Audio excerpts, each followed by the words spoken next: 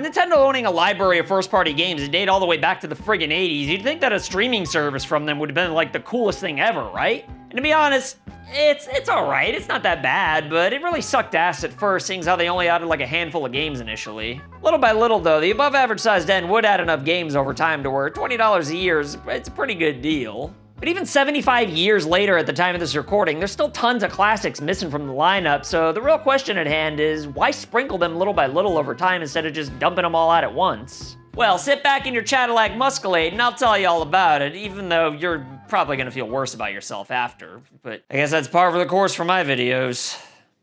Enjoy!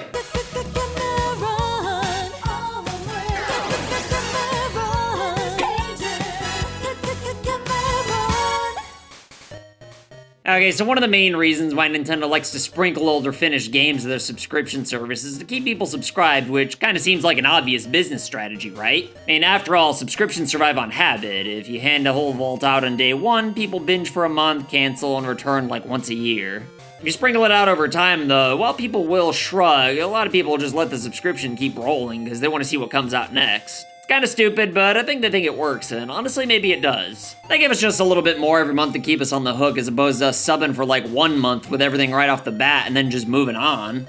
The whole loop's the point. Announcement, curiosity, a night of nostalgia, then you wait for the next drop. It's not the flood that keeps you there, it's the steady trickle. Much like my ex-wife Chili, companies love steady trickles because they flatten out cancellations and make revenue look a lot calmer on a chart. It is that sprinkling older games out will make people more likely to actually play each one individually, since they'll kind of have their own spotlight for a little bit. I mean, choice paralysis is a real thing. When a small set of games lands on top of a shelf, a lot more people are likely to try them. I mean, games that normally disappear inside of a giant dump at least get a whole month's worth of attention and a surge of curiosity.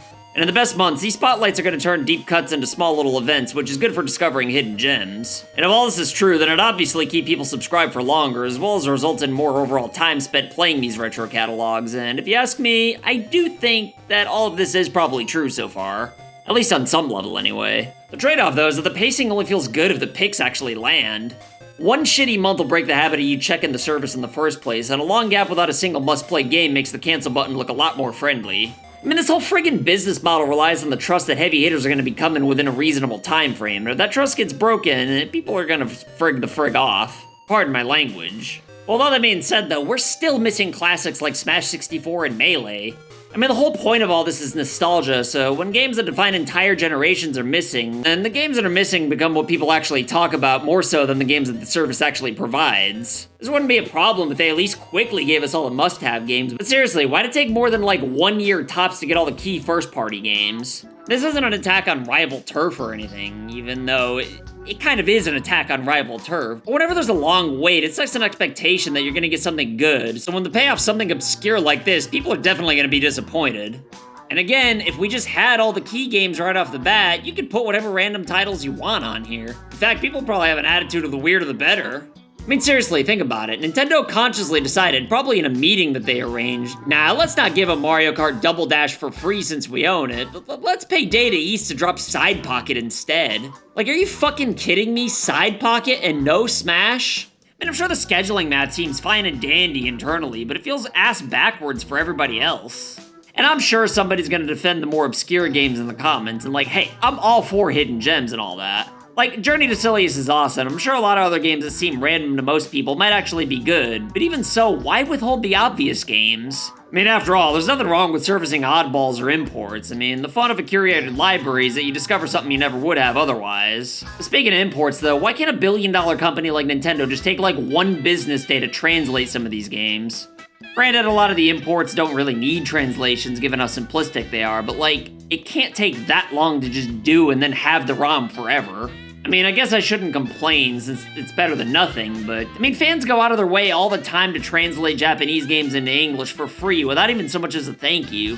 So don't tell me it's not worth it for Nintendo to do, because for an NES or Super Nintendo game, they could get it done in literally like a week tops with like 1 person working on it. And if you're gonna go for oddball games and hidden gems, then why the hell isn't Little Samson on here? I mean, seriously, who's the little bitch that owns the rights to this game, and why hasn't it been re-released in like 30 years? Going back to Nintendo neglecting the more popular games, though, anticipation only works if there's a satisfying light at the end of the tunnel. I mean, too much delay will turn excitement into apathy. Like, if Smash 64 gets released in like 2038, is anybody honestly gonna care anymore? And if you're watching this video past 2038, what's up? But I mean, there's a line between smart pacing and a running joke, and once you cross that line, every small drop's gonna look like trolling, even if it was meant to be in good faith. Like, I get sprinkling third-party games, because working the rights issues is probably a pain. I mean, licensing, old agreements, songs that never cleared, companies that merged, all this explains the slow movement for outside titles. But eventually, someday, all the games are gonna be on the service anyway, so come on, how long are we planning on dragging this out for, Nintendo? And also, who knows if all the reasons I talked about are really why anyway?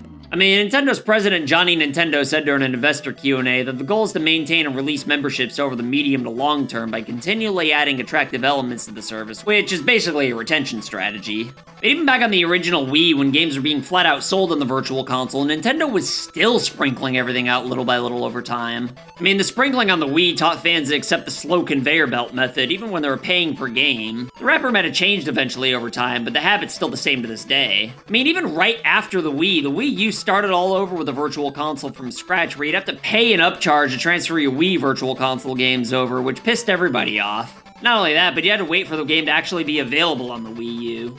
You could still play your Wii Virtual Console games, but you'd have to like put it in Wii mode, and it was just a hassle.